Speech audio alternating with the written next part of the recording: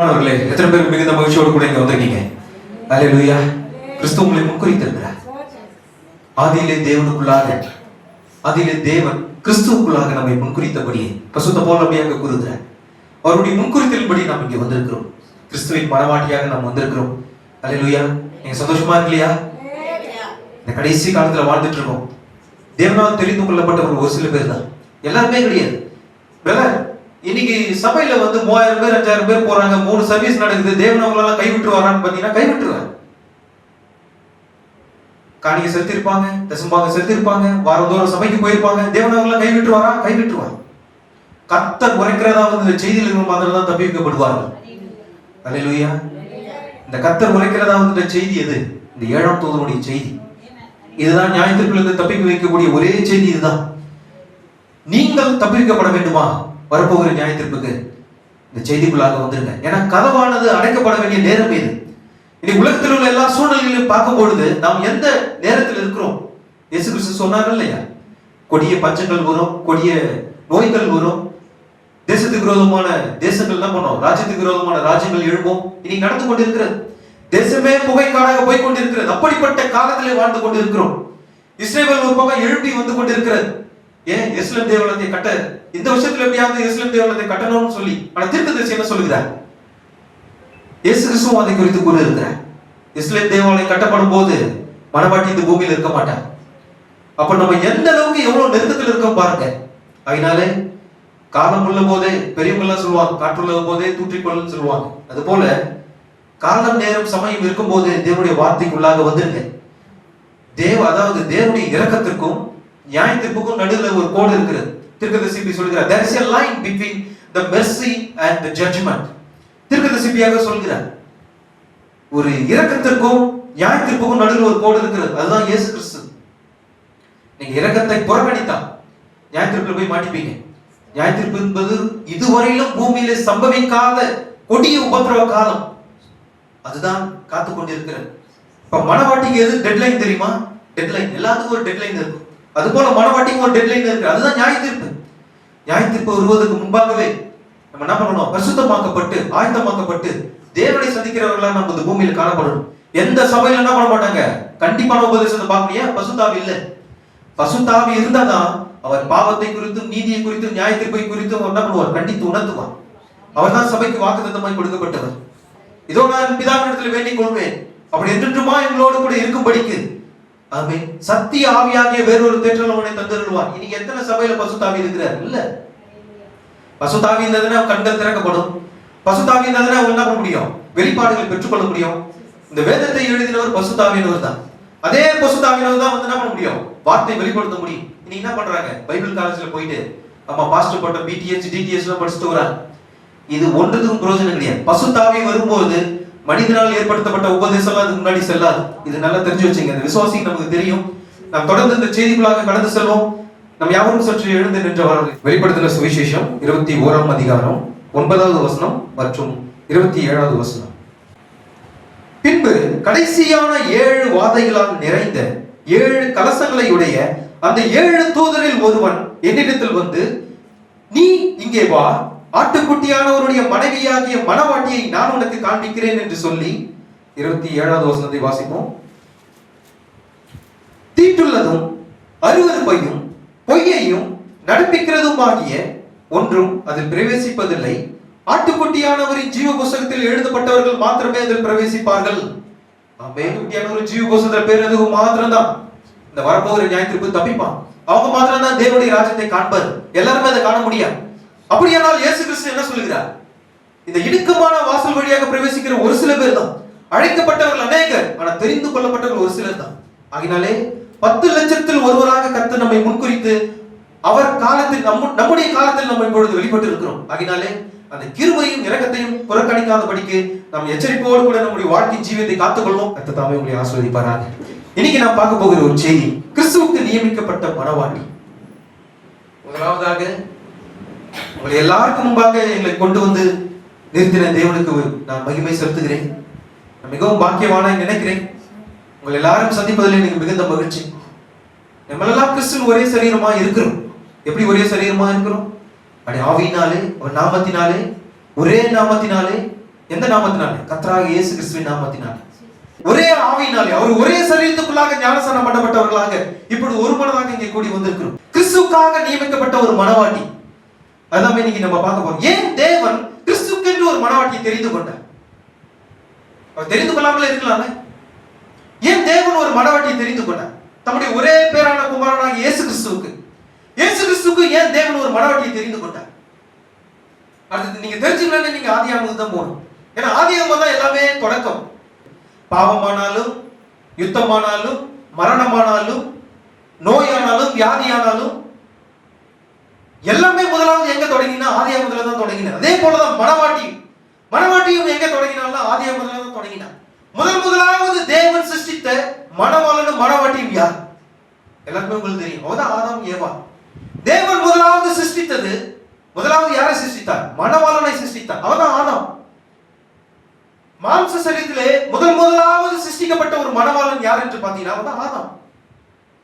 பிறகுதான் என்ன பண்றார் தேவன்? அவனுடைய இருதயத்துக்கேற்ற ஒரு மணவாட்டியை ஏவாள் ஆதாமுக்கு நியமிக்கிறார். ஆதாம் சிருஷ்டிக்கிறார். இப்ப பாருங்கள், அவர் என்ன செய்கிறார் என்றால், அவனுக்கு அயர்ந்த நித்திரை வரவழைத்து அவன் தூங்கி கொண்டிருக்கும் போது அவன் சரீரத்திலிருந்து ஒரு பாகத்தை எடுத்து ஒரு மணவாட்டியை சிருஷ்டிக்கிறார். அதே போலதான் நாமும் கிறிஸ்துவின் ஒரு பாகத்திலிருந்து வந்தவன் தான் இந்த மணவாட்டி. எத்தனை பேர் விசுவாசிக்கிறீங்க? கிறிஸ்து என்னவா இருக்கிறார்? அவர் வார்த்தையா இருக்கிறார். அந்த வார்த்தையின் பாகமாய் எடுத்து தேவன் நம்மை உருவாக்கி இருக்கிறார் இந்த பூமியில. ஆதியில இந்த வார்த்தை இருந்தது, அது தேவனிடத்தில் இருந்தது, அது தேவனாய் இருந்தது. அந்த வார்த்தை மாம்சமாகி 14வது வசனத்துல சொல்லப்பட்டிருக்கிறது யோவான்ல. அந்த வார்த்தை மாம்சமாகி எது? அதான் இயேசு கிறிஸ்து. அவர் வார்த்தையா இருக்கிறார். அந்த வார்த்தையின் பாகம் தான் இந்த மணவாட்டி. எத்தனை பேர் நீங்க வார்த்தையா இருக்கீங்க? எத்தனை பேர் வார்த்தையின்படி ஜீவிக்கிறீங்க? சொற்ப ஜனங்கள் தான். இயேசு கிறிஸ்து கூறின கற்பனைகளை கைக்கொள்கிறார். இயேசு கிறிஸ்து என்ன சொன்னார்? நீங்கள் என்னிடத்தில் அன்பா இருந்தால் என் கற்பனைகளை கைக்கொள்வாயாக என்று கூறினார். எத்தனை பேர் இயேசு கிறிஸ்து கூறின கற்பனைகளை கைக்கொள்றீங்க? எல்லாருமே தான் கைக்கொள்றீங்க. ஏன்னா நம்மளுடைய வார்த்தையின் பாகமா இருக்கிறோம். அவர் எதெல்லாம் கூறியிருக்கிறார் அதன்படிதான் இந்த சபையானது போய்கொண்டிருக்கிறது. வழி நடந்ததில் படியே போய்கொண்டிருக்கிறது. நாம் தொடர்ந்து வருகிற செய்திகளை நாம் இங்க பார்ப்போம். பாருங்கள், முதலாவது தேவன் உருவாக்கின சிருஷ்டித்த ஒரு மணவாளன் மணவாட்டி. அவர் பூமியின் துகளில் இருந்து, the dust, இங்கிலீஷ்ல பாத்தீங்கன்னா டஸ்ட் போட்டிருக்கிறது. டஸ்ட் பாத்தீங்கன்னா பூமியின் தூசியில இருந்து, பூமியின் புழுதியில இருந்து அல்லது களிமண். தீர்க்கதரிசி கூறும்போது கிளேன்னு சொல்றார். கிளேன்னா களிமண். இப்படியாக தேவன் என்ன செய்தார்? அவர்களை உருவாக்கினார். ஆனா இப்ப பாருங்கள் என்ன நடந்தது? அவங்க தன்னுடைய ஸ்தானத்தை இழந்து போனார்கள். தன்னுடைய ஸ்தானத்தை இழந்து போனதுக்கான காரணம் என்ன? பாவம் உள்ள வந்தது. பாவம் எப்படி உள்ள வந்தது? தீர்க்கதரிசி என்னதுமா கூறுகிறா? ஈஸியா ஒரு காரியத்தை சொல்றோம் பாருங்க. ஏதேன் தோட்டத்துல சுற்றிலும் ஒரு சுவர் இருந்தது. அந்த சுவர் தான் தேவனுடைய வார்த்தை. வார்த்தை தான் அரண். தேவன் முதலாவது ஆதாமுக்கும் ஏவாளுக்கும் பாதுகாப்பா இருக்கும்படிக்கு ஒரு அரணை கொடுத்தார். அரண் என்றால் பாதுகாப்பு. அந்த பாதுகாப்பு எதுனா அதுதான் தேவனுடைய வார்த்தை. அந்த வார்த்தை தான் அவர்கள் பாதுகாப்பு. இன்னைக்கு இருக்கிற விசுவாசிகள் யார் என்ன பாதுகாப்பு? தேவனுடைய வார்த்தை தான் பாதுகாப்பு.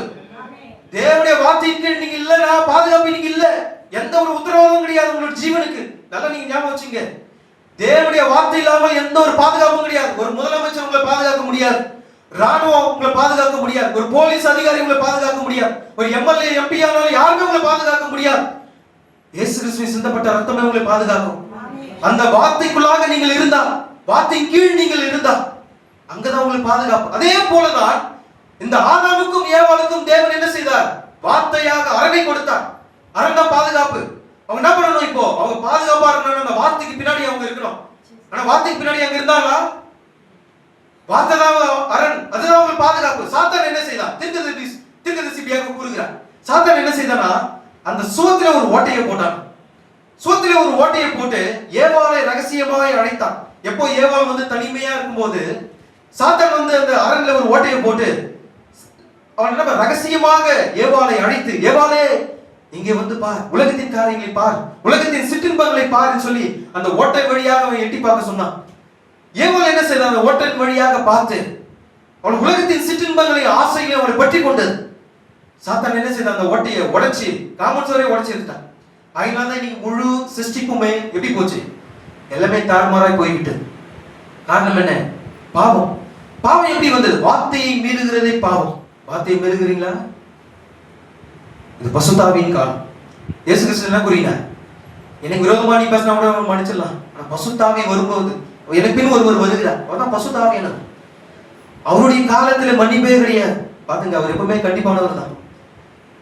கண்டிப்பு இருந்தாதான் சபை என்ன பண்ண முடியும், பரிபூர்ணம் அடையும்.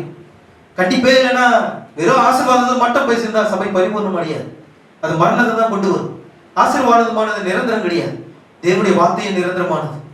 அதனால பாருங்கள், வார்த்தையை மீறுகிறதே பாவம். என்ன வார்த்தையை மீறினாங்க பிரதர்? அங்க 2 விருட்சம் இருந்தது. நல்ல தெளிவா நான் உங்களுக்கு சொல்கிறேன் பாருங்க, எளிமையா நான் உங்களுக்கு சொல்கிறேன். 2 விருட்சம் இருந்தது. நீ ஸ்தாபனம் என்ன போதிக்கிறாங்கன்னா, மரம், ஒரு ஆப்பிள் மரமா இருக்கலாம், ஒரு சாத்துக்குடி மரமா இருக்கலாம், ஒரு கொய்யா மரமா இருக்கலாம், இப்படிதான் மரம். ஒரு பழத்தை புசித்தார்கள் என்று கூறுகிறார்கள். இது வெளிப்பாடு இல்லாத ஒரு காரியம். ஆவிக்குரிய குருட்டுத்தனத்தை இது காண்பிக்கிறது. ஒரு விருட்சம் என்றால் ஒரு மரத்தை குறிக்கும். நம்ம கடைசியான ஒரு செய்தியில பார்த்தோம், கனி கொடுக்காத மரம் எல்லாம் வெட்டுண்டு அக்கினியில போடப்படும். கோடரியானது எங்க இருக்கிறது? வேறு நெருங்க வைக்கப்பட்டிருக்கிறது. கனி கொடுக்கலனா எங்க போனோம்? அக்கினிக்கு போனோம். வெட்டுண்டு அக்கினியில போடப்படும். அப்ப அந்த விருட்சம் என்றால் எதை குறிக்கிறது? ஒரு விசுவாசியை குறிக்கிறது.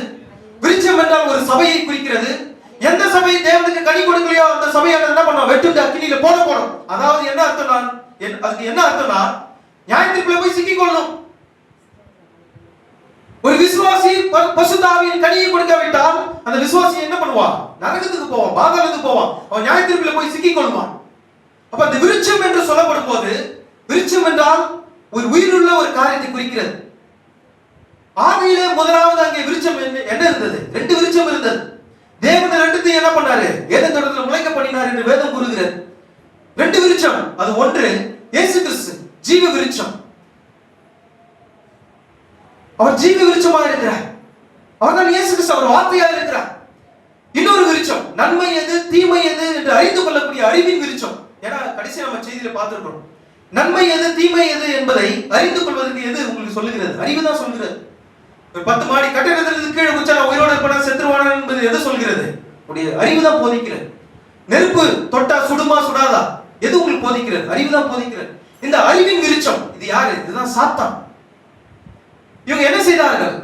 தேவன் அதை புசிக்க கூடாது என்று சொல்லினார். இதுக்கு அர்த்தமே வேறு. உங்களுக்கு செய்தி, இந்த செய்தியில் இருக்கிறவங்க தான் இது புரியும், எல்லாருக்குமே இது புரியாது.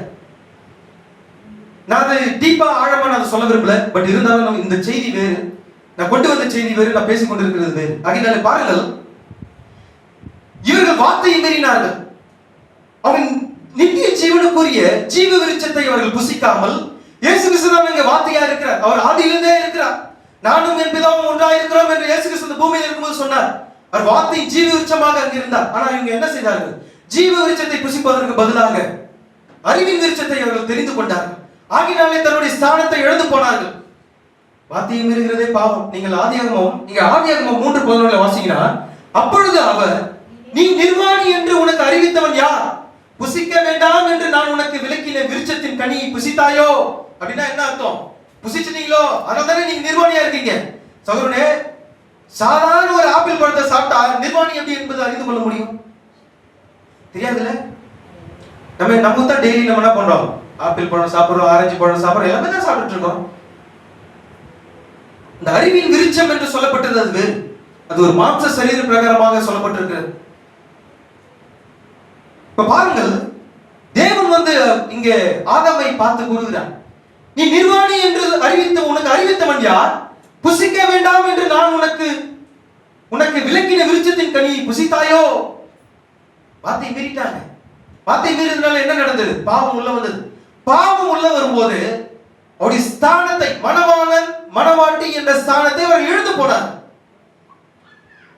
நீங்கள் உங்களுடைய வார்த்தையை, தேவனுடைய வார்த்தையை காத்துக்கொள்ளணும், நீங்களும் விசுவாசி என்ற ஸ்தானத்தை இழந்து போயிடுவீங்க, மணவாட்டி என்ற ஸ்தானத்தை இழந்து போயிடுவீங்க. இப்போ இவர்கள் பாவம் செய்ததுனால அவங்க என்ன பண்ணாங்க? தன்னுடைய ஸ்தானத்தை இழந்து போனாங்க. நீங்க ஆதியாகமம் 3:15 வாசித்தீர்கள் என்றால், உனக்கும் உன் ஸ்திரீக்கும் உன் வித்துக்கும் அவள் வித்துக்கும் பகையை உண்டாக்குவேன், அவர் உன் தலையை நசுக்குவார், நீ அவர் குதிங்காலை நசுக்குவாய் என்றார். இது எதுக்கு இந்த வார்த்தையை கூறினார் என்றால், நல்ல கவனிங்க, ஏனென்றால் முதலாவது சிருஷ்டிக்கப்பட்ட முதல் மணவாளனும் மணவாட்டியும் தன்னுடைய ஸ்தானத்தை இழந்து விட்டார்கள். தேவன் இங்க என்ன சொல்கிறார்? ஒரு காரியத்தை, ஒரு வாக்குத்தத்தத்தை இது கூறுகிறார். இது ஒரு வாக்குத்தத்தம். முதல் மணவாளன் ஆதாம் தன்னுடைய ஸ்தானத்தை இழந்து போனான். ஆனா தேவன் என்ன பண்றாரு? இங்க ஒரு வாக்குத்தத்தத்தை கொடுக்கிறார். என்ன கூறுகிறார்? அவர் உன் தலையை நசுக்குவார். யார் அவர்? அவர்தான் கர்த்தராகிய இயேசு கிறிஸ்து. அல்லேலூயா. அவர் வரும்போது சாத்தானே உன் தலையை அவர் நசுக்குவார். இரண்டாம் மாதம் வருவார். முதல் மாதம் என்ன செய்தான்? தன்னுடைய ஸ்தானத்தை இழந்து போனான். ஆனால் இரண்டாம் மாதம் எழுப்புவார். இதான் வாக்குத்தத்தம். இரண்டாம் மாதம் எழுப்பும் போது இந்த சர்வதி தலையை அவர் நசுக்குவார். அல்லேலூயா.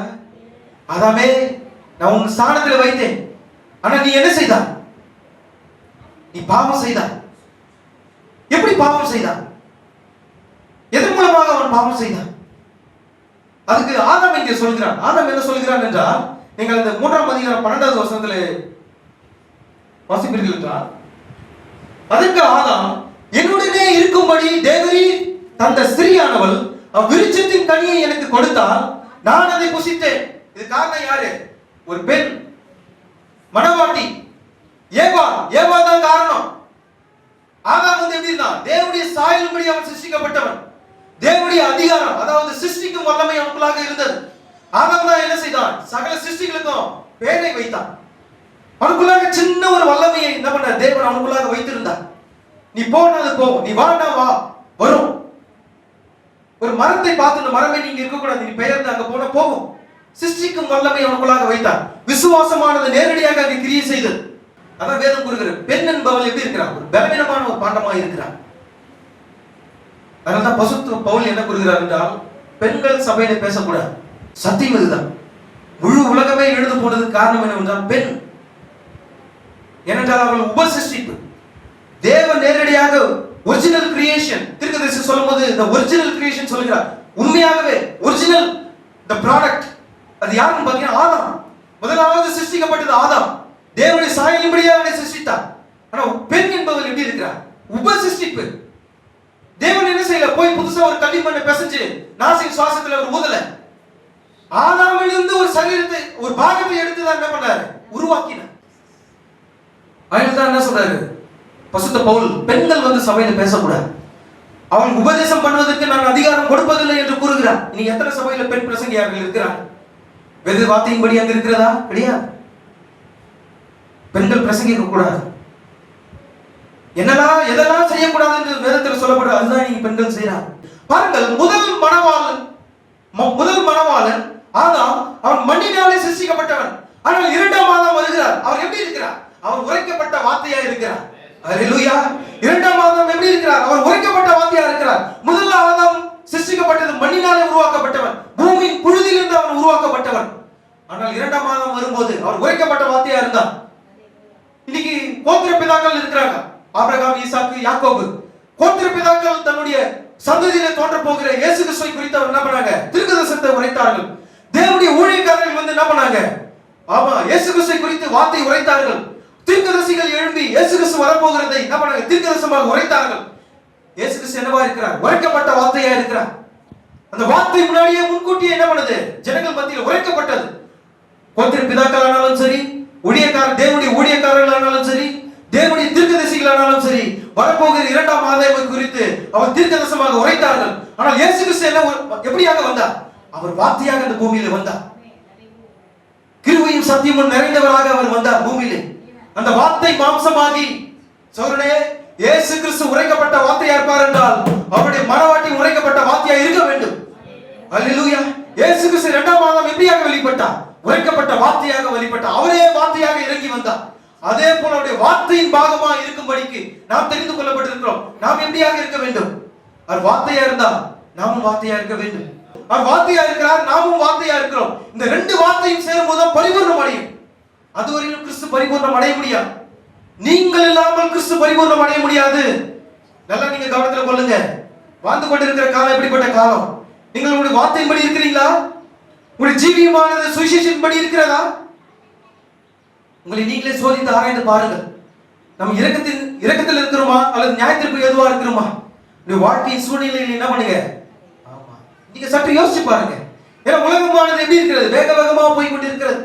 காலையில் எழுந்துக்கிறோம், சாப்பிடுறோம், வேலைக்கு போறோம், திரும்ப நைட்டு வரோம், திரும்ப சாப்பிடுறோம், தூங்குறோம், திரும்ப காலையில் எழுந்துக்கிறோம். இப்படியே தான் ஓடிட்டு இருக்கு. உலகமானது வேகமாக போய் கொண்டு இருக்கிறது. உங்களை நீங்களே யோசித்து ஆராய்ந்து அறிந்து பார்த்தீர்களா? சரியான வாழ்க்கை வாழ்ந்து கொண்டிருக்கிறேனா? அப்படியே வார்த்தையின்படி ஜீவிக்கிறேனா? அப்படியே வார்த்தையின்படி என் வாழ்க்கையானது அமைந்திருக்கிறதா? சற்று யோசித்து பாருங்க, ஆராய்ந்து பாருங்க. இந்த வார்த்தை உரைக்கப்பட்ட வார்த்தை இங்க இருக்கிறது. இந்த வார்த்தையை உங்களை நீங்க என்ன பண்ணுங்க? சரி செய்து கொள்ளுங்கள். அப்பதான் நீங்க நிக்கிற ஸ்தானம் எங்க இருக்கிறது, எந்த ஸ்தானத்துல நம்ம நின்று கொண்டிருக்கிறோம். ஒருவேளை கர்த்தருடைய வருகை இந்த காலவெளியில் இருக்குமானால் நான் சரியான ஸ்தானத்தில் நின்று கொண்டிருக்கிறேனா எப்படி நீங்க அறிந்து கொள்வீங்க? வார்த்தை மூலமாக, சுவிசேஷத்தின் மூலமாக, செய்தியின் மூலமாக. பசுதாவி இருந்தால் கண்டித்து உணர்த்துவாய். சௌரனே, உன் இருதயம் உன்னை கண்டித்து உணர்த்தாவிட்டால் உன் ஆவி ஏற்கனவே மரித்து போயிருக்கிறது. உன் எத்தனை தவறு காணப்படும் போது உன் இருதயமான கண்டித்து உணர்த்தணும். நீ தவறு செய்கிற, நீ பாவம் செய்கிற, இது தேவனுக்கு அருவருப்பானது, நீ இப்படி செய்யாத என்று உன் இருதயம் உனக்கு கண்டித்து உணர்த்தாவிட்டால் உன் ஆவி ஏற்கனவே மரித்து போயிருக்கிறது. உன்னிடத்தில் ஏதோ ஒரு தவறு காணப்படுகிறது, அதுதான் காரணம். இந்த மனவாட்டி எப்படி இருக்கணும்னா அவனும் உரைக்கப்பட்ட வார்த்தையா இருக்க வேண்டும். சகரியா நம்மளை பார்த்து என்ன பண்ணிருக்க, நம்ம வாழ்ந்து கொண்டிருக்கிற காலத்தை குறித்து அவர் உரைத்திருக்கிறார், தீர்க்கதரிசனமாக உரைத்திருக்கிறார். ஒரு நாள் உண்டு, அது கர்த்தருக்கு தெரிந்தது, அது இரவும் அல்ல பகலும் அல்ல, சாயங்காலத்தில் வெளிச்சம் உண்டாகும். ஆமென். இது வாக்குத்தத்தம். நான் வாழ்ந்து கொண்டிருக்கிற காலத்தை குறித்து சகரியா தீர்க்கதரிசி கூறியிருக்கிறார். ஒரு நாள் உண்டு, அது கர்த்தருக்கு மாத்திரம் தெரிந்த நாள், கர்த்தருக்கு மாத்திரம் தான் அந்த நாள் தெரியும். ஆனா அது இரவும் கிடையாது பகலும் கிடையாது, சாயங்காலத்தில் வெளிச்சம் உண்டாகும். ஏன்னா சாயங்கால நேரத்தில் என்ன இருக்கிறா, உரைக்கப்பட்ட வார்த்தையாக மனவாட்டி அவன் எழுப்புவான். எந்த நேரத்துல? சாயங்கால நேரத்துல. இன்னொரு தீர்க்கதரிசனமும் சொல்லப்பட்டிருக்க, மல்கியா தீர்க்கதரிசி எழுப்பி சொல்லுகிறார், கர்த்தருடைய பெரிதும் பயங்கரமுமான ஒரு பெரிதான நாள் வருவதற்கு முன்னே இதோ எலியாவின் ஆவியை பெற்ற தீர்க்கதரிசி உங்களுக்கு முன்பாக அனுப்புகிறேன். அவன் பூமியை சங்காரத்தால் அடிக்காதபடிக்கு. ஏன்? அவன் உரைக்கப்பட்ட வார்த்தையாக இருப்பான், உரைக்கப்பட்ட வார்த்தையை அவன் கொண்டு வருவான்.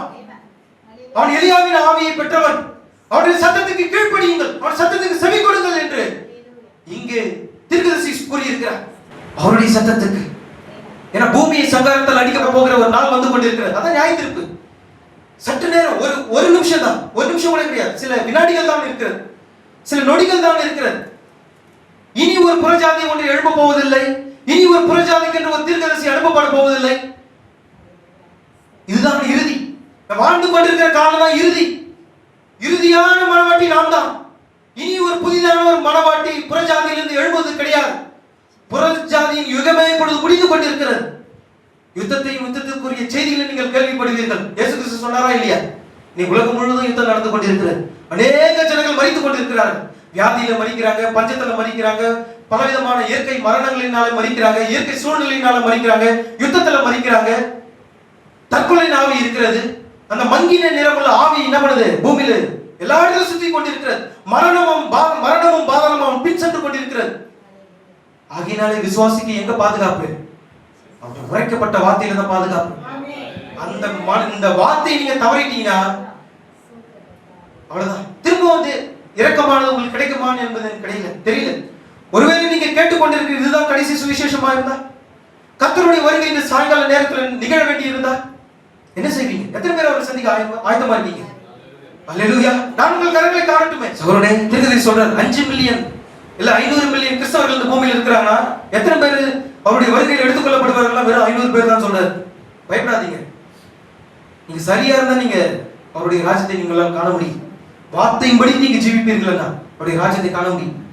500 மில்லியன் கிறிஸ்தவர்கள் இந்த பூமியில் இருக்கிறாங்கன்னா எத்தனை பேர் எடுத்துக்கொள்ளப்படுவார்கள் பாத்தீங்கன்னா வெறும் 500 பேர் தான் சொல்றாரு தீர்க்கதரிசி. ஒரு விசுவாசி என்பவன் எப்படி இருக்கணும்? தேவனுடைய வருகையில மணவாளனாகிய கர்த்தராகிய இயேசு கிறிஸ்து வந்து அவர் மணவாட்டியை மீட்டுக் கொள்ள வரும்போது ஒரே ஒரு மனிதன் தான் ரட்சிக்கப்படுவான், ஒரே ஒரு மனிதன் தான் எடுத்துக்கொள்ளப்படுவான் என்று இருக்குமானால் அந்த ஒரு மனிதன் நீங்களா இருக்க வேண்டும். அல்லேலூயா. இதுதான் விசுவாசி. நீங்க இப்படிதான் சொல்லணும். மணவாளனாகிய கர்த்தராகிய இயேசு கிறிஸ்து இந்த பூமியில அவர் வரும்போது ஒரு மனிதன் தான் இந்த பூமியிலிருந்து எடுத்துக்கொள்ளப்படுவான் என்றால் அது நான் தான். ஒரு விசுவாசி நீங்க இப்படிதான் சொல்லணும். என்னத்துல பாவம் இருக்கிறது, என்னத்துல குறை இருக்கிறது, குற்றம் இருக்கிறது, இருதை கண்டித்து உணர்த்துதா ஒப்பு கொடுத்துருங்க. இரக்கம் இருக்கும் போதே ஒப்பு கொடுத்துருங்க. கிருபை இருக்கும் போதே ஒப்பு கொடுத்துருங்க. ஏன்னா கிருபையும் இரக்கமும் இல்லாத ஒரு காலம் வந்து கொண்டிருக்கிறது, கொடிதான காலம். பல முறை நான் சொல்லியிருக்கிறேன். எல்லா தெருக்களிலும் எப்படி இருக்கும்? ரத்த ஆறு ஓடும். பிள்ளைகள் எல்லாம் என்ன பண்ணுவாங்க? கொலை செய்யப்படுவார்கள். கர்ப்பிணி பெண்கள் என்ன பண்ணுவாங்க? வயிற்று கிழிச்சு குழந்தை என்ன பண்ணுவாங்க? பன்னிகளுக்கும் நாய்களுக்கும் போடுவார்கள். ஏற்கனவே தீர்க்கதரிசி இது குறித்து கூறியிருக்கிறார். மிகுந்த எச்சரிக்கை உடையவர்களாக இருங்கள். தேவனுடைய ராஜ்யத்தில், அதாவது வருகையில கைவிடப்பட்டவர்களுடைய நிலைமை எப்படி இருக்கும்? கொடிதா இருக்கும். நீங்கள் மரணத்தை தேடியும் மரணத்தை காணாதிருப்பீர்கள். அது எப்படி இருக்கும்? தேனை போல ஒரு கொடுக்கப்பட்டிருக்கும். அது கொட்டும். ஒட்டும் போது மரணத்துக்கு ஏதுவான ஒரு வேதனை உங்களுக்கு உண்டாயிருக்கும். ஆனா நீங்க மரணத்தை தேடியும் சாவு உங்களுக்கு என்ன பண்ணும்? விலகி ஓடி போகும். கொடிதான ஒரு வேதனை வந்து கொண்டிருக்கிறது. சகோதரனே, இந்த காலையில் உங்களுடைய இருதயத்தில் நீங்க உணர்ந்து பாருங்க. உண்மையாகவே கிறிஸ்து என்னை தெரிந்து கொண்டாரா? உண்மையாகவே அவருடைய வார்த்தையின் பாகமாக நான் இருக்கிறேனா? சற்று நீங்களே யோசித்து ஆராய்ந்து பாருங்க. இப்ப பாருங்க, வெளிப்படுத்தல் இந்த 10:6 அங்க சொல்லப்பட்டிருக்கு. அங்கேயும் ஒரு தீர்க்கதரிசனம் சொல்லப்பட்டிருக்கு. முதலாவது சகரியா நம்ம பார்த்தோம், இரண்டாவது மல்கியால பார்த்தோம், மூன்றாவது வெளிப்படுத்தல் 10:6. இனி காலம் செல்லாது, தம்முடைய ஊழியக்காரர்கள் தீர்க்கதரிசிகளுக்கும் சுவிசேஷமாய் அறிவித்தபடி 7ஆம் தூதனுடைய சத்தத்தின் நாட்களிலே, அந்த 7ஆம் தூதன் யாரு? அவன் உரைக்கப்பட்ட வார்த்தையாய் இருப்பான். அவன் எலியாவை ஆவியை பெற்றவனாய் இருப்பான். அவன் வந்து இயேசு கிறிஸ்துவின் வார்த்தையின் பாகமாக இருக்கிற ஒரு மனவாட்டியை அவன் வெளியே கொண்டு வருவான். அவனுடைய சத்தத்துக்கு செவி கொடுங்கள். நீங்க எத்தனை சபைகளில் நீங்க என்ன பண்ணிருக்கிறது? 7ஆம் தூதனை அறியாமலே போயிட்டாங்க, புறக்கணிச்சிட்டாங்க. நீ கேலி கிண்டல் பண்றவங்களுக்கு எல்லாம் ஒரு சவுக்கடி இருக்கிறது. அவங்களுக்கு இரக்கமானது, அவங்க ஏற்கனவே இரக்கத்தையும் தேவனுடைய அன்பையும் புறக்கணிச்சிட்டாங்க. தேவனுடைய அன்பையும் இரக்கத்தையும் புறக்கணித்தவர்களுக்கு தீர்க்கதரிசி ஒரு காரியத்தை சொல்லுகிறார். இனி அவர்கள் தன்னுடைய ஸ்தானத்தில் அவர்கள் வருவதும் கிடையாது. அவங்க இனி அவர் ரட்சிப்பதற்கு யாருமே கிடையாது. ஏன்னா புறஜாதி மனவாட்டி, இந்த உண்மையான மனவாட்டி என்ன பண்ணுவா? கிறிஸ்துவோடு கூட போயிட்டு வா. மனவாட்டியை ஆயத்தப்படுத்தும்படியாக கூட இருக்கிற வாக்குத்தத்தமாய் கொடுக்கப்பட்ட பசுத்தாவியான மனவாட்டியோடு கூட போயிடுவா. அந்த பூமியில யார் இருப்பா? கைவிடப்பட்டவன் தான் இருப்பான். இந்த கைவிடப்பட்ட மத்தியில நீங்க போய் பசுத்தாவியை தேட கிடைக்குமா? இல்ல. ஏன்னா ஏற்கனவே கதவானது அடைக்கப்பட்டிருக்கும். நீங்க அதை தேடி காணாது இருப்பீர்கள். நீங்க என்னதான் கதறி கண்ணீர் விட்டு கதறி அழுது உபவாசம் இருந்து பசுத்தாவியிலே என்னை ஏற்றுக்கொள்ளும் என்று கதறி கூச்சலிட்டு கத்தினாலும் ஒரு சத்தத்துக்கு செவி கொடுக்கிறது யாருமே இந்த பூமியில இருக்க மாட்டாங்க. மனவாட்டியும் இருக்க மாட்டாங்க, பசுத்தாவியும் இந்த பூமியில இருக்க மாட்டாங்க. நியாய தீர்ப்பு மிகவும் கொடுமையா இருக்கும். நீங்க சற்று நீங்க யோசிச்சு பாருங்க. நம்ம வாழ்ந்து கொண்டிருக்கிற ஜீவியம் சரியானதா? வார்த்தையின்படி நம்முடைய ஜீவியமானது இருக்கிறதா? இப்ப மனவாட்டி எப்படி ஒரு கிறிஸ்துவின் ஒரு பாகமாக இணைக்கப்படுகிறார்? கிறிஸ்துவோடு கூட அவன் எப்படி இணைக்கப்படுகிறார்? அவருடைய மனவாட்டி. ஒரு உதாரணத்தை சொல்றேன். ஒரு ஆண் ஒரு பெண், இளம் வயதுடைய ஒரு ஆண் ஒரு பெண். இப்போ என்ன பண்றாங்க? வீட்டில் இருக்கிறவங்களாம் பொண்ணு பார்ப்பாங்க. அப்போ வந்து ஒரு விருப்ப தேர்வு அங்கே இருக்கும். விருப்பம் வீட்டில் அப்பா அம்மா பார்த்து பையனை பார்த்து கேட்பான், இந்த பையன் உனக்கு பிடிச்சிருக்கா, சாரி இந்த பொண்ணு உனக்கு பிடிச்சிருக்கா அப்படின்னு கேட்பான். அங்க ஒரு விருப்ப தேர்வு. பொண்ணு வீட்டார் என்ன செய்வாங்க? பெண் வீட்டார் அவங்கள என்ன செய்வாங்கன்னா, ஏமா உனக்கு அந்த அவர் உனக்கு பிடிச்சிருக்கா அப்படின்னு கேட்பான். பிடிக்கிறத பிடிக்காம போவதும் என்ன ஒரு விருப்பம் அங்க இருக்கிற. வேண்டாம், ஓகே ரைட், ஆமா எனக்கு அவர் பிடிச்சிருக்கேன்னு அவரை திருமணம் பண்ணிக்கிறேன். பிடிக்கலன்னா அவருடைய விருப்பம். நாம் எப்படி கிறிஸ்துக்குள்ளாக இணைக்கப்படுகிறோம் என்றால் ஒரு உடன்படிக்கையின் மூலமாக, ஒரு உடன்படிக்கையின் மூலமாக நாம் கிறிஸ்துக்குள்ளாக இணைக்கப்படுகிறோம். ஒரு விருப்ப தேர்வு அங்கே முதலாவது உடன்படிக்கை செய்வதற்கு முன்பாக ஒரு விருப்ப தேர்வு இருக்கிறது. எப்படி ஒரு ஆணுக்கு ஒரு பெண் நியமிக்கப்பட்டிருக்கும் போது விருப்ப தேர்வு அங்க இருக்கிறது போல, இது பிடிச்சிருக்கதா இல்லையா என்பதை நீங்க விருப்ப தேர்வு அங்க செய்றீங்க. அதே போலதான் கிறிஸ்துக்குள்ளாக நீங்க வரும்போதும் உனக்கு கிறிஸ்து வேணுமா அல்லது இந்த உலகம் வேணுமா? உனக்கு நித்திய ஜீவன் வேணுமா அல்ல நரகம் வேணுமா? எல்லாத்துக்கும் ஒரு விருப்ப தேர்வு இருக்கிறது. எல்லாமே விருப்பத்தின் அடிப்படையில தான் தேவன் வைத்திருக்கிறார். யாருமே கட்டாயத்தின்படி தேவன் வைக்கல. உன் நியாய தீர்ப்புக்கு போவதும் பரலோக ராஜ்யத்துக்கு போவதும் உன்னுடைய விருப்பம். இந்த செய்தியை ஏற்றுக்கொள்வதும் ஏற்றுக்கொள்ளாமல் போவதும் உன்னுடைய விருப்பம். எல்லாமே தேவன் என்ன செய்திருக்கிறார்? விருப்பத்தின்படி வைத்திருக்கிறார். ஏன் தேவன் மனிதனுக்கு விருப்பத்தை கொடுத்தார்? அவன் தேவனுடைய வார்த்தைக்கு கீழ்ப்படிந்து கிடையாது. அவன் தேவனுடைய வார்த்தைக்கு செவி கொடுக்கிறது கிடையாது. அவன் தேவனுடைய வார்த்தையின்படி என்ன பண்ணது? சரியாய் செய்வது கிடையாது. அவன் கீழ்ப்படியாததினாலே தேவன் என்ன செய்தார்? மனிதன் விருப்பத்தை கொடுத்தார். நீ ஏற்றுக்கொள்வதும் ஏற்றுக்கொள்ளாமல் போவதும் உன்னுடைய விருப்பம். நித்திய ஜீவன் வேணும்னா உள்ளவா, தேவனுடைய இறக்க வேணும்னா உள்ளவா, தேவனுடைய இறக்க வேணும்னா நியாய தீர்ப்பு போ. அதனால நம்ம யாருமே என்ன பண்ணுது? வற்புறுத்த கிடையாது. வா வந்துதான் ஆகணும்னு சொல்லி யாருமே என்ன பண்ணுது? ஃபோர்ஸ் பண்ணது கிடையாது. நீ வந்து சபைக்கு வரும்போது உன்னுடைய விருப்பம் தான். பசுதாவி இங்க இருக்கிற நித்திய ஜீவன் வந்து பெற்றுக்கொள். உன் வாழ்க்கையின் ஜீவியத்துக்கு, அதாவது உன்னுடைய ஆவிக்குரிய மனுஷனுக்கு ஏற்ற போஜனம் இங்க இருக்கிறது. ஃப்ரெஷ்ஷான போஜனம், ஒரு பலமுள்ள ஆகாரம் இங்க இருக்கிறது. உன் ஆவிக்குரிய மனிதன் பலம் அடையணுமா? அதுக்கேற்ற ஆகாரம் இங்க இருக்கிறது. நீ வந்து பெற்றுக்கொள். வார்த்தை வந்து ருசிப்பார். பசுதாவை வந்து பெற்றுக்கொள். நித்திய ஜீவன் இங்க இருக்கிறது. நித்திய ஜீவ ஊற்று எங்க இருக்கிறது? இந்த மனவாட்டின் கூடாரத்தில் தேவன் வைத்திருக்கிறார். விசுவாசிக்கிறவன் அதை பெற்றுக்கொள்வான். விசுவாசியானவன் அதை இழந்து போகிறான். வேணுமே உள்ளவா, ஒரு விருப்ப தேர்வு அங்க வைக்கப்பட்டிருக்கிறது. அப்போ ஒரு ஆணும் பெண்ணும் என்ன பண்றாங்க? எல்லாமே ஓகேன்னு சொன்னதுக்கு அப்புறம் ஒரு நிச்சயம் நடக்கும். பிறகு என்ன பண்ணுவாங்க, திருமணத்துக்கு முன்பாக ஒரு உடன்படிக்கை செய்யறாங்க. இந்த கிறிஸ்துவின் மனவாட்டியும் எப்படி இணைக்கப்படுகிறாள் என்றால் ஒரு உடன்படிக்கையின் மூலமாக இணைக்கப்படுகிறார். திருமணத்துல என்ன உடன்படிக்கை பண்றாங்க, ஒரு ஆண் வந்து என்ன பண்ணுவாங்க, பெண்ணை பார்த்து அன்பே, ஒரு திருமண உடன்படிக்கை இல்லை, பைபிள் ஒருத்தர் மாத்திப்பாங்க, ஒரு உடன்படிக்கை செய்யறாங்க. அந்த ஆண் வந்து என்ன பண்ணுவான், பெண்ணை பார்த்து சொல்லுவான், நான் வாழ்ந்த உனக்காக தான் நான் வாழ்வேன், உன்னை தவிர நான் எந்த பெண்ணையும் நான் பார்க்க மாட்டேன், என் சரீரம் உனக்கு சொந்தம். எல்லாமே என்ன பண்ணுவான், ஒரு உடன்படிக்கை செய்வான். அதே போல பெண்ணும் சொல்லுவோம், உண்மை தவிர வேறு எந்த ஒரு ஆணையை நான் என்ன பண்ண மாட்டேன், வேறு எடுத்து பார்க்க மாட்டேன், என்னுடைய சரீரம் உமக்கு சொந்தம். இப்படியாக உடன்படிக்கை செய்து என்ன பண்றாங்க, இணைக்கப்படுகிறார். அதே போலதான் கிறிஸ்துக்குள்ளாக நாம் ஒரு உடன்படிக்கை செய்கிறோம். அந்த உடன்படிக்கையானது எங்கே வருகிறது, ஞானஸ்நானத்தில் வருகிறது. ஞானஸ்நானத்துல உடன்படிக்கை பண்றோம். எத்தனை பேர் உடன்படிக்கை பண்ணீங்க ஞானஸ்நானத்துல? என் இறுதி மூச்சு வரையிலும் நான் இயேசு கிறிஸ்துக்காக நான் வாழ்வேன், என் பாவத்தை எல்லாவற்றையும் நான் வெறுக்கிறேன், என் சரீரத்தை என்ன பண்றேன், என் சரீரத்தையும் சரீரத்தில் உள்ள ஆசை இச்சைகளையும் என் சிலுவையில நான் அரைஞ்சிட்டு நான் உமக்காக வந்து நான் சரணடைஞ்சிடுறேன், உம்மிடத்துல நான் அர்ப்பணிக்கிறேன். இந்த பசுத்த பவுல் கூறுகிறார் கொரிந்தியர்ல. சரீரத்தை ஆசை இச்சைகளையும் என்ன பண்ணணும், சிலுவையில அரைஞ்சிருக்கணும். அவன் விசுவாசி. அப்ப நீங்க கிறிஸ்துக்குள்ளாக நீங்க ஞானஸ்நானத்துக்குள்ளாக நீங்க வரும்போது தண்ணீரினால முழுக்கப்படுவதற்கு முன்பாக உடன்படிக்கை செய்றீங்க. ஒரு ஊழியக்காரன் வந்து சொல்லுவார், இதுதான் உண்மை, இதுதான் வேதம் கூறுகிறது, இந்த அப்போஸ்தலர் 2:38 படி உனக்கு ஞானஸ்நானம் கொடுக்கிறேன், பசுத்த பேதுரு உனக்கு என்ன ஞானஸ்நானம் கொடுத்தாரோ அதே ஞானஸ்நானத்தை நான் கொடுக்கிறேன், வேதம் என்ன கூறுகிறதோ அதே ஞானஸ்நானம்.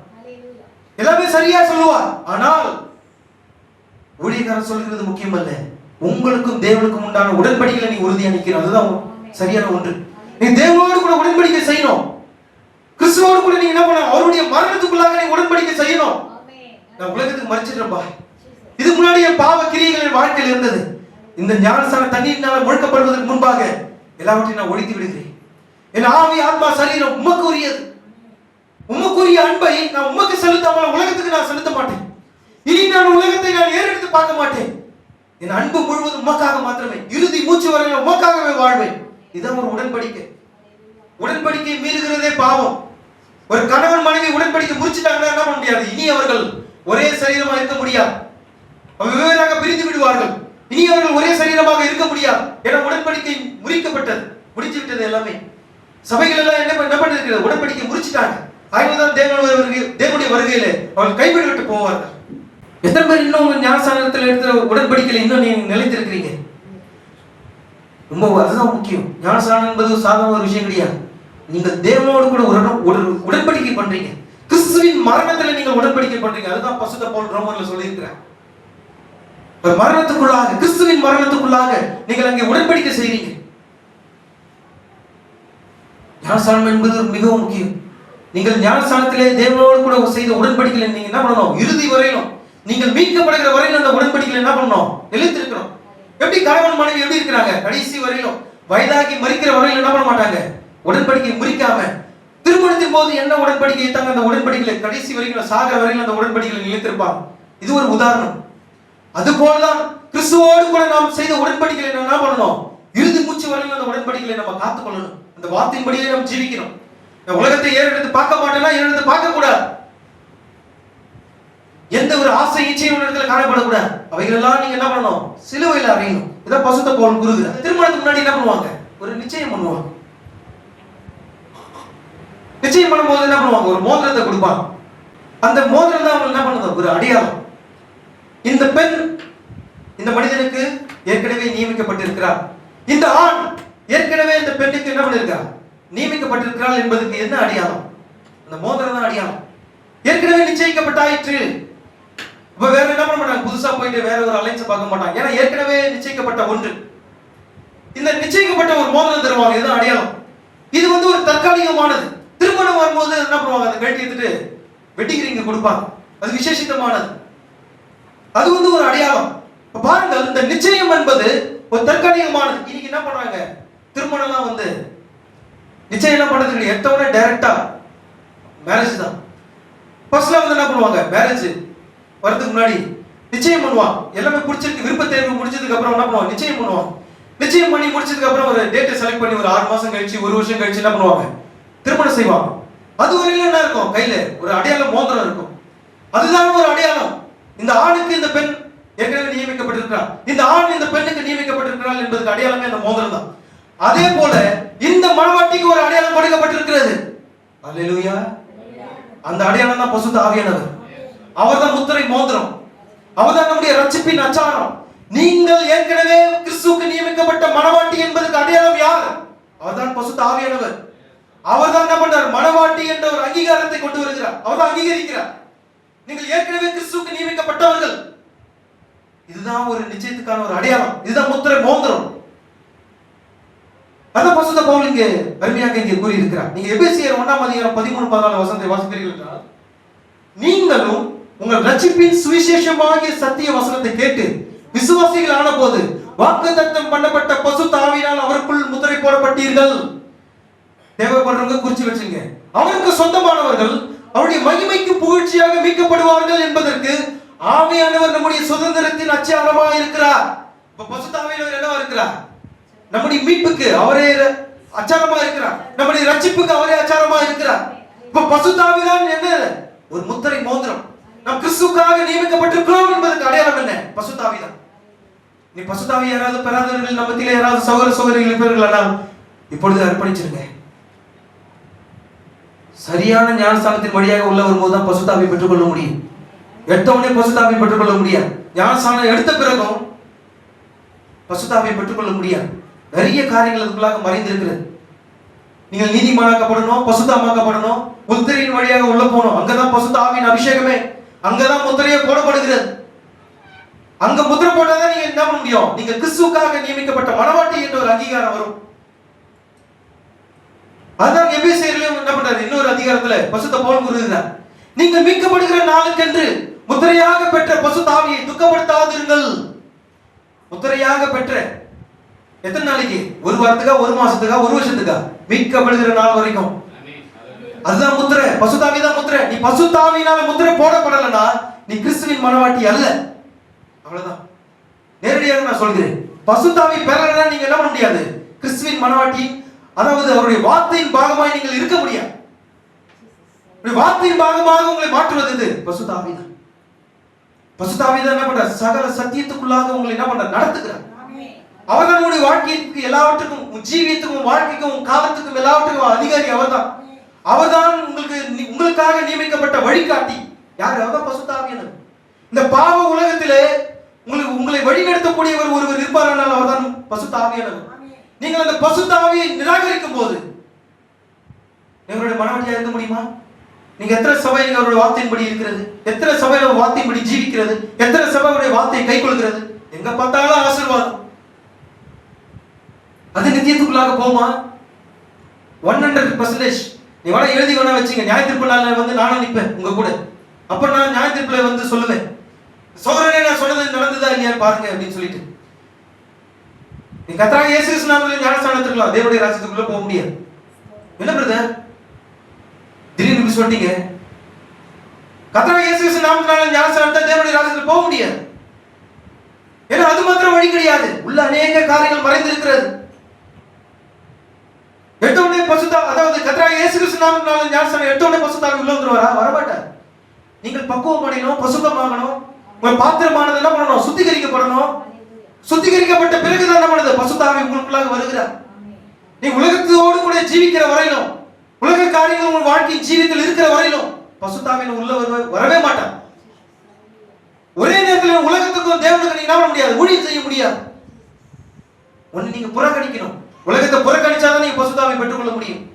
இன்னமும் உலக காரியங்கள், சினிமா பார்க்கிறது, நாடகம் பார்க்கிறது, வீட்டுக்கு போன பொழுதுபோக்கு, நண்பர்களோடு போய் ஊரை சுத்துறது, சிகரெட் குடிக்கிறது,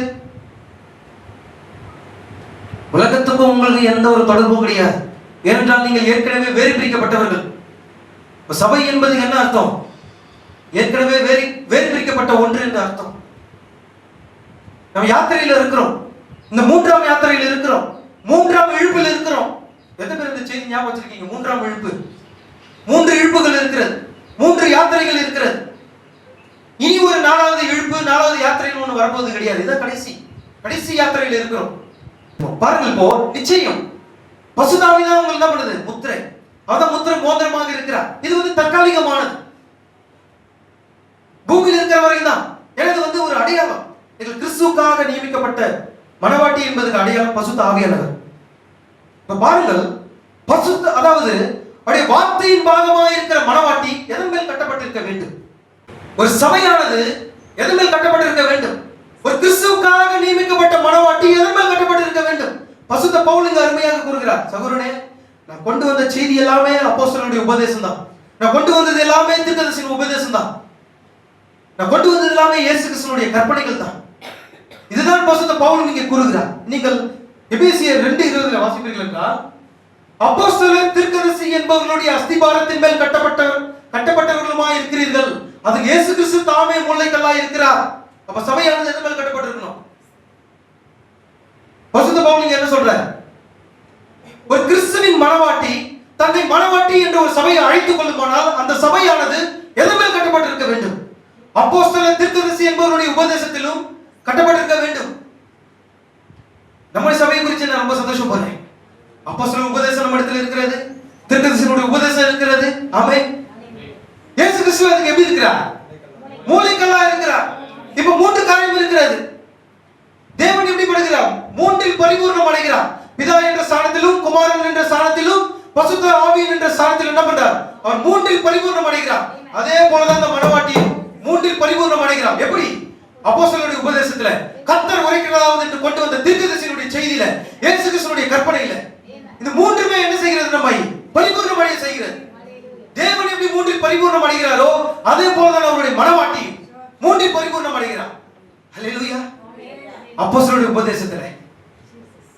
உபதேசத்தின்படி தான் நம்ம என்ன பண்ணோம்? ஞானஸ்நானமும் ராபோஜனமும் இயேசு கிறிஸ்து கூறின கற்பனைகளின்படி எல்லாமே பாருங்க. தீர்க்கதரிசி உரைக்கப்பட்ட வார்த்தை, கர்த்தர் உரைக்கிறதாவது என்று கொண்டு வந்த தீர்க்கதரிசியினுடைய செய்தியில் இருக்கிறோம். இது 3 தான் என்ன பண்ணுகிறது? ஒரு மனவாட்டியை பரிபூர்ணம் அடைய செய்கிறது. அப்ப இந்த 3 காரியம் இல்லாத சபை எப்படி பரிபூர்ணம் அடையும்? இன்னைக்கு என்ன பண்றாங்க? சபையில பைபிள் காலேஜ்ல போய் படிச்சுட்டு வந்து மனுஷனுடைய கற்பனைகள் ஞானத்தை வந்து என்ன பண்றாங்க? சபையில வந்து போதிக்கிறாங்க. நீங்க பசுத்த ஆவி அதாவது பைபிள் காலேஜ்ல என்ன படிச்சாங்களோ அது வந்து என்ன பண்றாங்க? சபையில வந்து போதிக்கிறாங்க. அது நித்திய ஜீவனை கொண்டு வருமா? இது மனிதனுடைய கற்பனை. இயேசு கிறிஸ்து குறித்து கூறினார். என்ன கூறினார்? மனிதனுடைய கற்பனைகளை உபதேசங்களாக போதித்து எனக்கு வீணாய் ஆராதனை செய்கிறார்கள். இயேசு கிறிஸ்து கூறினார். நீ மனிதனுடைய கற்பனை எங்க போதிக்கப்படுகிறது? பைபிள் காலேஜ்ல போதிக்கப்படுகிறது. இன்னைக்கு இருக்கிற எல்லா பாஸ்டர்களும் எங்க போயிட்டு வராங்க? பைபிள் காலேஜ் போயிட்டு வராங்க. நான் பைபிள் காலேஜ் போயிட்டு வரேன். பசுத்த பவுல் பைபிள் காலேஜ் போனவரா? இல்ல பேதுரு பைபிள் காலேஜ் போனவரா? இல்ல படிக்காத மனிதர்கள். பேதுரு ஒரு சாதாரண ஒரு மீன் பிடிக்கிறவன். இங்க காஷ்மீர்ல எல்லாம் போனீங்கன்னா எப்படி இருப்பாங்க? மீன் பிடிக்கிறவங்களா? ஸ்லாங்கே வித்தியாசமா இருக்கும், கொச்சையா இருக்கும் வார்த்தைகளே. ஏன் அவங்க எல்லாம் படிக்காதவங்க? ஒரு கையில புக்கு கொடுத்து படிங்கன்னா படிக்க தெரியாது. கையில ஒரு நியூஸ் பேப்பர் கொடுத்து படிங்கன்னா படிக்க மாட்டாங்க. வேதத்தை கையில கொடுத்து படிங்கன்னா படிக்க மாட்டாங்க. ஏன்? அவங்க படிப்பறிவு இல்லாதவர்கள். அப்படிப்பட்ட ஒருவர் தான் பேதுருவும். பேதுரு படிப்பறிவு இல்லாத ஒரு மனிதன். தன் தகப்பனோடு கூட என்ன பண்றாரு? வலையில் இருக்கிற சிக்கல்களை எடுத்துக்கொண்டு இருக்கிறார். அப்பதான் இயேசு கிறிஸ்து அங்கே வந்தார். சாதாரண ஒரு மீன் பிடிக்கிறவன். ஆனால் அவன் பசுத்த ஆவியை பெற்று அநேக ஜனங்களுக்கு மத்தியில எழுந்து நின்று பாவ மன்னிப்பு கேட்டு கர்த்தராகிய இயேசு கிறிஸ்து நாமத்தில் ஞானஸ்நானம் எடுங்கள் என்று கூறினார். யோவேலின் தீர்க்கதரிசியினால் உரைக்கப்பட்ட வார்த்தை இப்படியாக நிறைவேறியது. மாம்சமான யாவர் மேலும் என் ஆவியை ஊற்றுவேன் என்று கூறினார். யார் அது சொல்லி கொடுத்தது? பைபிள் காலேஜ்ல படிச்சுட்டு வந்ததுனால பேசினாரா? இல்ல, பசுத்த ஆவி மேல்வீட்டறையில காத்து கொண்டிருந்தார். உன்னதத்திலிருந்து வருகிற பலன் அது யாரு? பசுத்த ஆவி. அந்த உன்னதத்திலிருந்து வருகிற பலன் அவர் தரிப்பிக்கப்படும் போது பசுத்த ஆவியால் பேதுருக்குள்ளாக இருந்து பேசினார். அந்த தைரியத்தையும் ஞானத்தையும் போதித்தது யார்? பசுத்த ஆவி. ஒரு படிக்காத ஒரு மீன் பிடிக்கிற மனுஷனிடத்துல யார் போதித்தது? பசுத்த ஆவியானவர் போதித்தார். நீங்க எதை பேச வேண்டும், எதை சொல்ல வேண்டும் என்பதை குறித்து நீங்க என்ன பண்ணாதீங்க, கவலைப்படாதீங்க. உங்களுக்குள் ஒருவர் இருக்கிறார், அவர் பேசுவார். ஹல்லேலூயா. நீங்க எதை பேசணும், எதை சொல்லணும், எதுக்குமே நீங்க என்ன பண்ணாதீங்க, கவலைப்படாதீங்க. எதை குறித்து நீங்க பயப்படாதீங்க. ராஜாக்களுக்கு முன்பாக நீ போய் நிக்க வேண்டியது இருந்தாலும் பயப்படாதீங்க. உங்களுக்குள் ஒருவர் இருக்கிறார், அவர்தான் பசுத்த ஆவியானவர். அவர் எதை பேச வேண்டும் என்பது உங்களுக்கு போதிப்பார். அதுதான் என்ன பண்ணது? பேதுருக்கும் போதித்தார். யோவேலின் தீர்க்கதரிசியினால் உரைக்கப்பட்டது இப்ப நிறைவேறினது என்று கூறினார். மாம்சமான யாவர் மேலும் என் ஆவியை ஊற்றுவேன். ஊற்றப்பட்டதா இல்லையா? இப்ப ஊற்றப்பட்டிருக்கிறதா இல்லையா? இப்பொழுது ஊற்றப்பட்டிருக்கிறது. அல்லேலூயா. தேவன் என்ன செய்தார்? தன்னுடைய பரிபூர்ணம் எல்லாவற்றையும் கிறிஸ்துக்குள்ளாக ஊற்றினார். கிறிஸ்து என்ன செய்தார்? தன்னை வெறுமையாக்கி தனக்குள்ள இருக்கிற எல்லா பரிபூர்ணத்தையும் அவருடைய சொந்த வார்த்தையின் பாகமாக இருக்கிற அவருடைய சொந்த மனவட்டிக்குள்ளாக ஊற்றினார். அல்லேலூயா. இந்த பசுத்த ஆவியானவர் இந்த காலவெளியில் இங்க இருக்கிறார். விசுவாசிக்கிறவர்களை பெற்றுக்கொள்ள முடியும். விசுவாசிக்கிறவர்கள் அவரை பெற்றுக்கொள்ள முடியும். அவர் உண்மை. நான் இருப்பது எவ்வளவு நிச்சயமா அவரும் இங்கே இருக்கிறார். இருதயத்தை நீங்கள் தாழ்த்தி அர்ப்பணிக்கும் போது நிச்சயமாக அவர் உங்களுடைய இருதயத்திலிருந்து வந்து பேசுவார். இந்த சத்தியத்தை குறித்து வானத்திலிருந்து எந்த தூதனை இறங்கி வந்தாலும் அவன் சபிக்கப்பட்டான். ஏன்னா இந்த செய்தியை காட்டிலும் மகத்தான ஒரு செய்தி கிடையாது. இது உண்மை, இது சத்தியம். பாதாளத்திலிருந்து ஒரு ஆவி எழுப்பி வந்தாலும், வானத்திலிருந்து ஒரு தூதனை எழுப்பி வந்தாலும், நான் இங்க பிரசங்கிச்ச பாருங்க வெளிப்படையிலிருந்து இது முரணாக ஒருவன் பிரசங்கிப்பான் ஆனால் அவன் சபிக்கப்பட்டவன். அவனுக்கு இம்மையிலும் மறுமையிலும் மன்னிப்பே கிடையாது. தேவன் அப்படிப்பட்டவனை ஜீவ புஸ்தகத்தில் பேர் திருப்பி போடுவார். இது உண்மை. என்னால் அதிகாரத்தோடு கூட நான் பிரசங்கிக்க முடியும். ஏன்னா எனக்குள்ள இருக்கிறது பசுத்த ஆவியானவர். இப்ப பாருங்கள், மணவாட்டி எப்படி பரிபூர்ணம் அடைகிறார். அப்போஸ்தலருடைய உபதேசத்திலும் தீர்க்கதரிசி கர்த்தர் உரைக்கிறதாவது என்று கொண்டு வந்த தீர்க்கதரிசியினுடைய செய்தியிலும் இயேசு கிறிஸ்துவினுடைய கற்பனைகளிலும் 3 காரியங்கள் இருக்கிறது. இந்த 3 காரியங்கள் தான் என்ன செய்கிறது? மணவாட்டியை பரிபூர்ணம் அடைய செய்கிறது. இப்ப பாருங்கள், இந்த ஸ்தானத்துக்கு தான் ஒரு போட்டியே நடந்து கொண்டிருக்கிறது. நீங்க எல்லா சபையும் என்ன சொல்றாங்க? நான் மணவாட்டி, நானும் மணவாட்டி, நானும் கிறிஸ்துவுக்காக நியமிக்கப்பட்ட மணவாட்டி. உண்மையா? இயேசு கூறினார், நீங்கள் என்னிடத்தில் அன்பா இருந்தால் என் கற்பனைகளை கைக்கொள்வாயாக என்று. வேதத்தையே கைக்கொள்வது கிடையாது சபை, வார்த்தையே கைக்கொள்வது கிடையாது சபை. அப்ப எப்படி அவருடைய மணவாட்டி என்று கூற முடியும்? நீங்க அநேக சபைகள் என்ன பண்ணுது? தங்களை மணவாட்டி என்று அழைத்துக் கொள்கிறது. இயேசு கிறிஸ்து வரும்போது நான் தான் போவேன்னு சொல்றேன். நிறைய மணவாட்டி. இந்த முதல் மணவாட்டி யாரு? மாம்ச சரீரத்தில் வெளிப்பட்டவர் ஏவா. இரண்டாவது வந்த ஒரு மணவாட்டி யாரு? எபிரேயர் மணவாட்டி, அதான் இஸ்ரவேல் ஜனங்கள். அவங்க என்ன பண்ணாங்க? இயேசு கிறிஸ்துவை புறக்கணிச்சாங்க. தன்னுடைய கற்பை யாருக்கு வித்து போட்டாங்க? ரோமாபுரிக்கு வித்து போட்டாங்க. இரண்டாவது மணவாட்டி தன் ஸ்தானத்தை இழந்து போனார். மூணாவது மணவாட்டி வருகிறாள், பெந்தெகோஸ்தே. அதுதான் பலத்த கிரியைகள் மத்தியில் செய்யப்பட்டது. ஆனால் தன் கற்பை என்ன பண்ணா? உலகத்துக்கு விட்டு போட்டார். இது நான்காவது ஒரு மணவாட்டி. இதுதான் இறுதியான மணவாட்டி. இதுவே உலகத்தை ஜெயிக்கக்கூடிய மணவாட்டி. சாத்தான் என்ன பண்ணும்? சாத்தானுடைய அதிகாரத்தை எல்லாம் நிர்மூலமாக்கி விட்டோம். இதான் இந்த மணவாட்டி. ஏன் இந்த மணவாட்டி விசேஷித்தமானவர்? கிறிஸ்து எப்படி வார்த்தையா இருக்கிறாரோ அதே போல இந்த மணவாட்டி வார்த்தையா இருப்பா. வார்த்தை தோற்று போகுமா? தேவனுடைய வார்த்தை தோற்று போகுமா? என் வார்த்தை, நீங்கள் என்னிலும் என் வார்த்தை உங்களிலும் நிலைத்திருந்தால் நீங்க தோற்று போக மாட்டீர்கள். அப்ப அந்த வார்த்தையின் பாகமாய் நீங்கள் இருக்கும்போது எதுவுமே உங்களை என்ன பண்ண முடியாது. நீங்க தான் இந்த மணவாட்டி.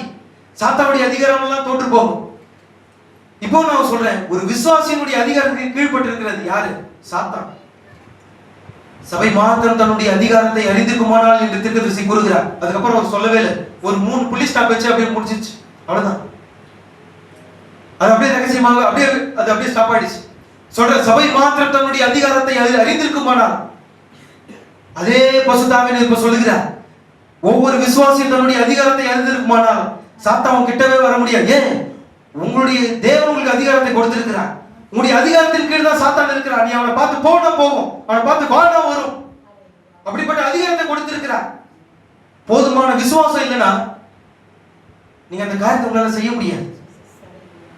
ஏன்னா விசுவாசம் எதை கொண்டு வருகிறது? தைரியத்தை கொண்டு வருகிறது. தைரியம் எதை கொண்டு வருகிறது? ஞானத்தை கொண்டு வருகிறது. ஞானம் எதை கொண்டு வருகிறது? இச்சை அடக்கத்தை கொண்டு வருகிறது. இச்சை அடக்கத்தை என்ன கொண்டு வருகிறது? ஒரு மனிதனுடைய பரிபூர்ணமான வளர்ச்சி மறந்துட்டீங்களா? பேஸ்மெண்ட் எது? விசுவாசம். விசுவாசம் என்ன செய்கிறது? தைரியத்தை கொண்டு வருகிறது. எதுக்குமே நீங்க பயப்பட மாட்டீங்க. சாத்தானுடைய அதிகாரம் வல்லமை எல்லாம் உங்களுக்கு முன்னாடி என்ன பண்ணும்? தோற்று போகும். ஏன்? உங்களுக்குள்ளாக இருக்கிறது எது? விசுவாசம். விசுவாசமே உலகத்தை ஜெயிக்கிற ஜெயமா இருக்கிறது என்று வேதம் கூறுகிறது. இப்ப பாருங்கள், உலகத்துல 2 விதமான மணவாட்டி இருக்கிறார் இப்போ வாழ்ந்து கொண்டிருக்கிற காலத்தில். ஒன்று நவீன மணவாட்டி, இன்னொன்று கிறிஸ்துவின் மணவாட்டி. இந்த 2 மணவாட்டி இருக்கிறார். இந்த 2 மணவாட்டி சற்று நேரம் குறித்து நம்ம பார்த்துட்டு நம்ம தொடர்ந்து கடந்து செல்வோம். 2 விதமான மணவாட்டி. முதல் மணவாட்டி யாரு? நவீன மணவாட்டி, the modern bride. அவள் என்ன செய்தார்? அவள் இந்த உலகத்தோடு கூட பேசிதான் பண்ணினா. இன்னைக்கு இருக்கிற சபைகள், ஏன் பிரதர் நீங்க சபையை இவ்வளவு கண்டிக்கிறீங்களே அப்படின்ட்டு. கண்டிக்கணும்ன்றது என்னுடைய விருப்பம் கிடையாது. பசுத்தாவின் உங்களுக்குள்ளாக வரும்போது அவர் கண்டிப்பார். யாரா இருந்தாலும் அவர் கண்டிப்பார். இன்னைக்கு இருக்கிற சபைகள் தன்னுடைய என்ன பண்ணாங்க? தன்னுடைய கற்பை உலகத்துக்கு விட்டு போட்ட ஒரு மணவாட்டி, உலகத்தோடு கூட பேசிதனம் பண்ண ஒரு மணவாட்டி. பேசிதனம்னா என்ன அர்த்தம்? ஒரு புருஷனுக்கு நியமிக்கப்பட்ட ஒரு பெண் தன் புருஷனுக்கு செலுத்த வேண்டிய அன்பை வேறொரு மனிதனுக்கு செலுத்தினால் இதான் வேசித்தனம். தன் புருஷன் மேல செலுத்த வேண்டிய அன்பை வேறொரு மனிதன் மேல செலுத்தினால் அது வேசித்தனம். ஒரு புருஷனுக்கு தான் எல்லா அதிகாரமும் உரிமையும் இருக்கிறது. ஒரு புருஷனுக்கு கொடுக்க வேண்டிய உரிமையை புருஷனுக்கு கொடாமல் அந்த உரிமையை எடுத்து வேறொரு மனிதனுக்கு, சரீரத்தை தொடுவதற்கு யாருக்கு அதிகாரம் இருக்கு? ஒரு புருஷனுக்கு தான் அதிகாரம் இருக்கிறது. வேறொரு மனிதன் என்ன பண்ணக்கூடாது? சரீரத்தை தொடக்கூடாது. அப்படி தொட்டால் அதுதான் வேசித்தனம். ஒரு புருஷனுக்கு செலுத்த வேண்டிய அன்பை வேறொரு மனிதனுக்கு செலுத்தினால் அதுதான் வேசித்தனம். இன்னைக்கு சபையானது என்ன செய்து கொண்டிருக்கிறது? அதுதான் செய்து கொண்டிருக்கிறது. இது ஆவிக்குரிய வேசித்தனம். இயேசு கிறிஸ்து ஒரு காரியத்தை கூறினார். ஒரு பெண்ணை இச்சையோடு கூட பார்த்தால் உன் இருதயத்திலே நீ என்ன பண்ணாச்சு? ஏற்கனவே அந்த பெண்ணோடு கூட விபச்சாரம் செய்தாயிற்று என்று இயேசு கிறிஸ்து கூறினார். இருதயத்திலே செய்யப்படுகிற ஒரு விபச்சாரம் இது, ஒரு வேசித்தனம் இது. சரீரத்துக்குரிய வேசித்தனம். மாம்ச சரீர பிரகாரமாக ஒரு புருஷனை விட்டு வேறு ஒரு மனிதனிடத்தில் பிரவேசிக்கிறது, இது சரீரத்துக்குரிய ஒரு வேசித்தனம். ஆவிக்குரிய வேசித்தனம். ஒரு சபையானது யாரில் அன்பு கூறணும்? இயேசு கிறிஸ்துவில் அன்பு கூறணும். இயேசு கிறிஸ்து என்ன கூறினார்? நீங்கள் என்னை நேசிப்பீர்களானால், நீங்கள் என்னிடத்தில் அன்பா இருந்தால் இந்த வேதத்தை, இந்த சத்தியத்தை, இந்த வார்த்தையை கை கொள்ளுங்கள் என்று கூறினார். நீ எத்தனை சபை வார்த்தையை புறக்கணிக்கிறது? ஞானஸ்தானத்தை புறக்கணிச்சிட்டாங்க, கால்களை கழுவுகிறத விட்டுட்டாங்க. ராபோஜனம் என்று சொல்லப்பட்டிருக்கிறது, பசுத்த போல் கொடுக்கிறார் ராபோஜனம் என்று. ஆனால் ராபோஜனம் எப்படி கொடுக்குது? பகல் போஜனமாக கொடுக்கப்படுகிறது. அப்போஸ்தலருடைய உபதேசத்தில் இருக்கணும். அப்போஸ்தலருடைய உபதேசமும் தீர்க்கதரிசியினுடைய செய்தியிலும் இயேசு கிறிஸ்துவினுடைய கற்பனைகளிலும் இருக்கணும். இந்த மூன்று இதை நம்ம என்ன பண்றோம்? கை கொள்கிறோம். அதனால தான் பசுத்தாவியானவர் என்ன செய்கிறார்? நம்மை பரிபூர்ணமாக்குகிறார். அல்லேலூயா. ஆனால் மற்ற சபைகள் இதை என்ன பண்ணுது? புறக்கணித்து விட்டது. ஆகையினால்தான் உலகத்தோடு கூட என்ன பண்ணுது? வேசித்தனம் செய்து கொண்டிருக்கிறது. எப்படி பிரதர் வேசித்தனம் உள்ள செய்யறாங்க? சபையானது எப்படி வேசித்தனம் பண்றாங்க? பசுத்தாவியானவர் தான் சபைக்காக கொடுக்கப்பட்ட வாக்குத்தத்தமாய் கொடுக்கப்பட்டது. யாரு? பசுத்தாவியானவர். அவர் யாருக்கு கொடுக்கப்பட்டார்? சபைக்கு கொடுக்கப்பட்டார். சபையை வழிநடத்துவதற்காக, சபையை சுத்திகரிப்பதற்காக, தேவனுடைய வருகையில என்ன பண்ணணும்? அவர்களை ஆயத்தப்படுத்துவதற்காக வாக்குத்தத்தமாய் கொடுக்கப்பட்டவர் பசுத்தாவியானவர். ஆனா இன்னைக்கு என்ன செய்தாங்க? பசுத்தாவியை புறக்கணித்து விட்டு பைபிள் காலேஜ்ல போயிட்டு உலக ஞானத்தை என்ன பண்றாங்க? படிச்சுட்டு வராங்க. பிடிஎச், டிடிஎச், நீனாலஜி, தியாலஜி எல்லாத்தையும் படிச்சுட்டு வந்து என்ன பண்றாங்க?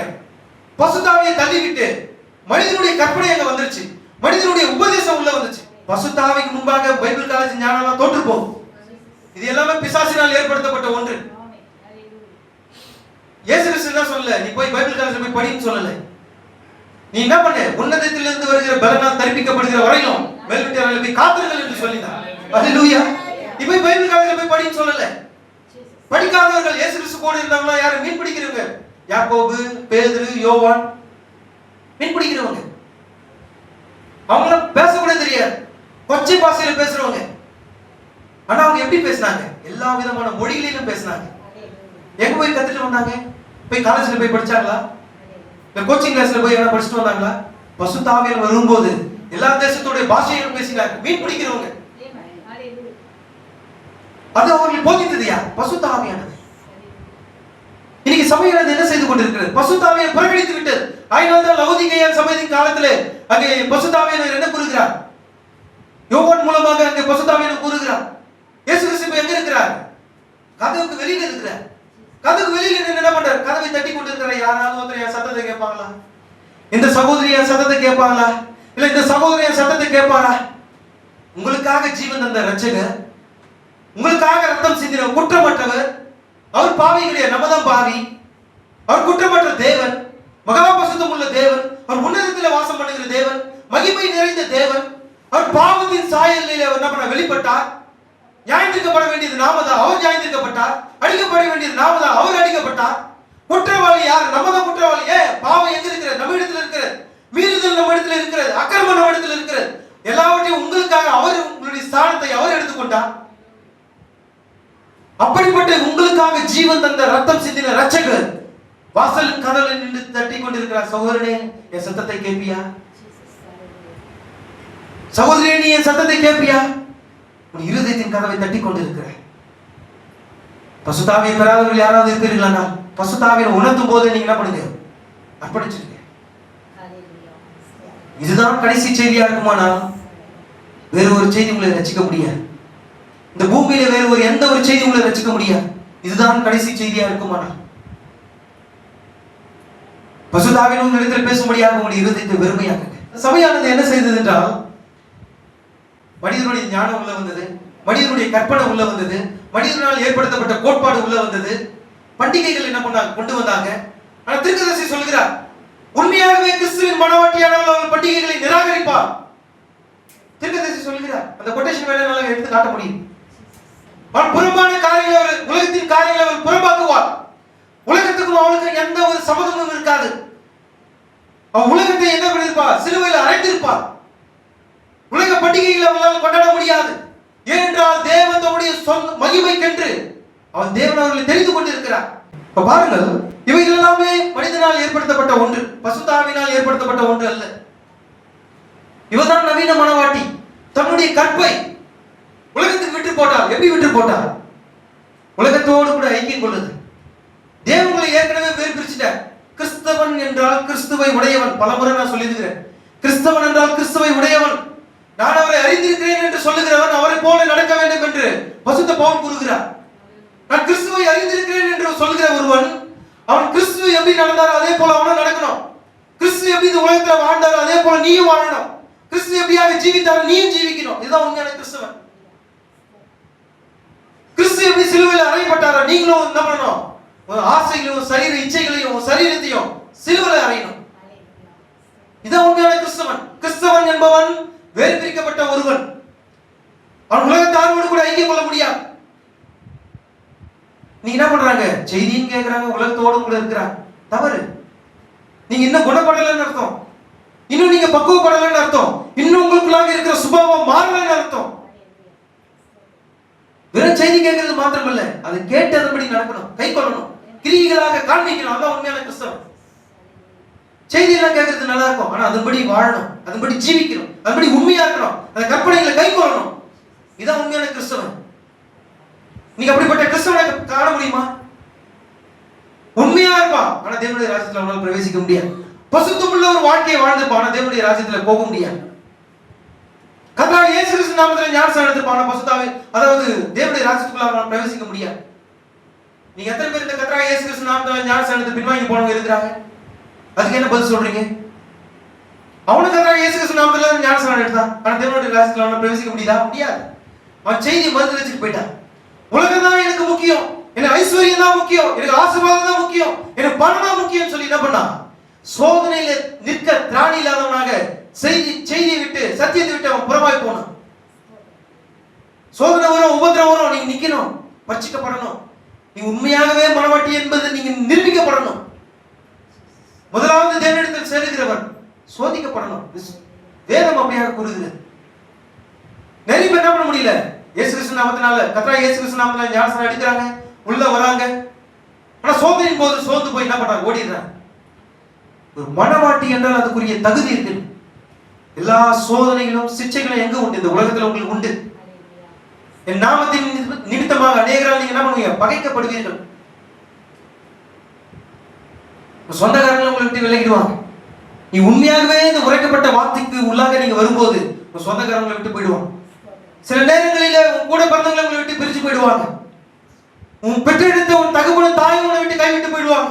உன் மனைவிகள் உன் பிள்ளைகள் உன்னை விட்டு போயிடலாம். அனாதையாய் தேவனுடைய வார்த்தைக்காக நிற்க வேண்டிய சூழ்நிலை வரும் என்றால் வார்த்தைக்காக நில்.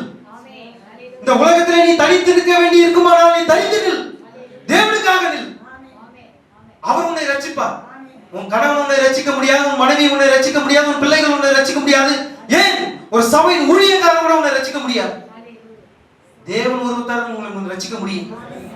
நீங்கள் கிறிஸ்துவுக்காக தனி ஊராக நிற்க வேண்டிய சூழ்நிலை வந்தாலும் தனியா நில்லுங்க. ஒரே வாழ்க்கை அது கிறிஸ்துவுக்காக இருக்கட்டும். இறுதி மூச்சு வரையலாம் அது அவருக்காக இருக்கட்டும். இந்த சத்தியத்தை விட வேற எந்த சத்தியமும் உங்களுக்கு பெரிதா இல்லை, இருக்கவும் முடியாது. என்னதான் சபைகள் அப்படியே கவர்ச்சியாக பேசினாலும் அதுல பசுத்தாவி கிடையாது. பசுத்தாவி உண்மையாகவே பசுத்தாவியில் வரும்போது உங்களுடைய விசுவாசத்தை என்ன பண்றார், ஊக்குவிக்கிறார். உங்களுடைய விசுவாசத்தை தட்டி எழுப்புகிறார். உங்களுடைய ஆவியை அனலாக்குகிறார். ஒண்ணு நீ குளிரா இருக்கணும், இல்ல அனலா இருக்கணும். நீ வெதுவெதுப்பா இருந்தா வாந்தி பண்ணி போடுவேன் என்று தேவன் கூறுகிறார். நான் குளிரா இருக்க விரும்பல, நான் ஆவியில் அனலாகவே இருக்க விரும்புகிறேன். இன்னும் அனலாகணும். இப்ப இருக்கிறத விட நான் இன்னும் அனலாகணும். இதுதான் நீங்க என்ன பண்ணணும், இப்படிதான் இருக்கணும். உங்க வாழ்க்கை ஜீவி இப்படிதான் இருக்கணும். கர்த்தாவே நான் இப்ப இருக்கிறதை காட்டி இன்னும் நான் அனலாகணும். நான் குளிந்து போக கூடாது, அல்லது நான் வெதுவெதுப்பா இருக்க கூடாது, இன்னும் நான் அனலாக்கணும். அதுக்கு என்ன செய்யணும் கர்த்தாவே? நான் என்ன செய்ய வேண்டும்? இதோ என்னுடைய இருதயத்தை நான் வெறுமையாக்குகிறேன். கர்த்தருடைய ஆவி அனலாக்குவீரா? கேளுங்க. கேட்காம எந்த ஒரு காரியத்தை உங்களால் பெற்றுக்கொள்ள முடியாது. தீர்க்கதரிசி தான் கூறுகிறார், நீங்க கேட்காமல் எந்த ஒரு காரியத்தை உங்களால் பெற்றுக்கொள்ள முடியாது என்று கூறுகிறார். நீங்க பெரிதானவைகளை கேளுங்க, சின்னதா கேட்காதீங்க, பெருசா கேளுங்கன்னு சொல்றேன். பெரிதானவையை நாடுங்கள், ஏனென்றால் நீங்கள் உயர்ந்தவர்கள், தாழ்ந்தவர்கள் கிடையாது, நீங்க உயர்ந்தவர்கள். ஏனென்றால் உங்களை தேவன் எங்க வைத்திருக்கிறார்? உன்னதத்தில் உயர்த்தி வைத்திருக்கிறார். நீங்க மேலானவர்கள். பெரிதானவைகளை கேளுங்கள் என்று தீர்க்கதரிசி கூறுகிறார்.